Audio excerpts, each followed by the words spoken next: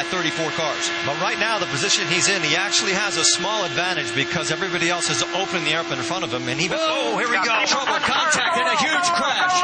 Up in turn number 2. Oh, multiple cars involved. Oh, my. It looks like Dan Wheldon may be involved in it. And Eddie, you and I spoke about this morning on the drive-in. Just this amount of cars, the speed, just the chance for what they call the big one.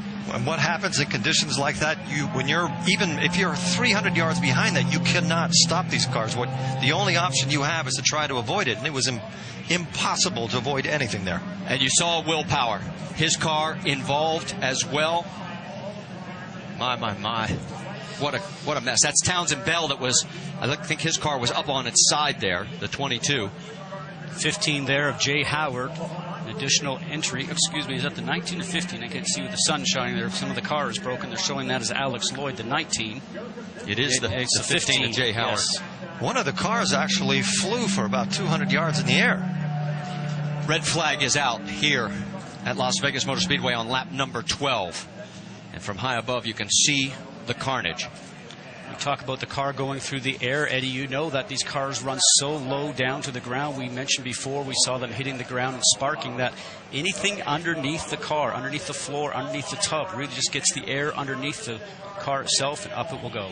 We saw J.R. Hildebrand out of his car. There is Dario Franchitti. Somehow he managed to get through the carnage, but There, guys, I mean, there's just nothing I can do. Willpower did not. 10-4. They are going to stop you at pit lane on the right-hand side. They want the drivers to stay in the cars. What Franchitti was alluding to is there's nothing he can do avoiding the debris that's on the track. Well, there is debris everywhere. You can see just how many cars are literally torn apart. Absolutely. Okay, this is slow motion from high above. We talked about 3 or 4 wide. Watch Sebastian Zaveja, right? Yes. Little contact right there. Now he's trying to go from the low side to the high, from the high side down low to get going for the turn. Oh.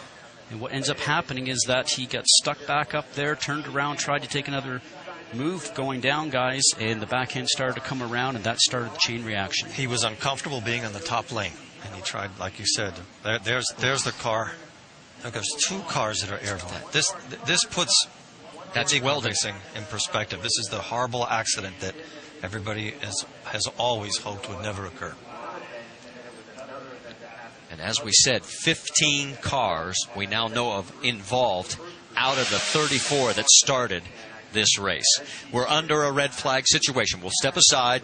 We'll stay side by side here at Las Vegas.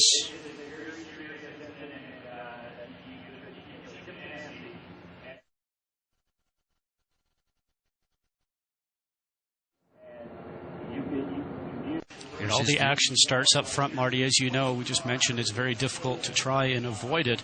And as Dario was mentioning, he's just looking forward, trying not to hit the car that's in front of him or subsequent cars that are there.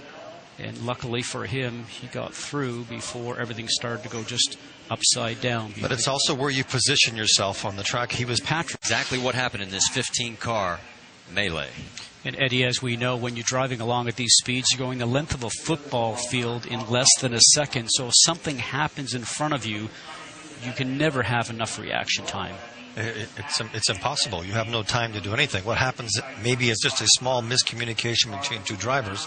Somebody spins and you have... Eddie, as you know, we talked about it a moment ago, it's just reactionary time, and you hope that there's a clear path for you to go through. Now, as we see the car starting to touch and go airborne, as a driver, you're looking for a clean hole, but sometimes when you get to that clean hole, it is then filled with other cars or debris.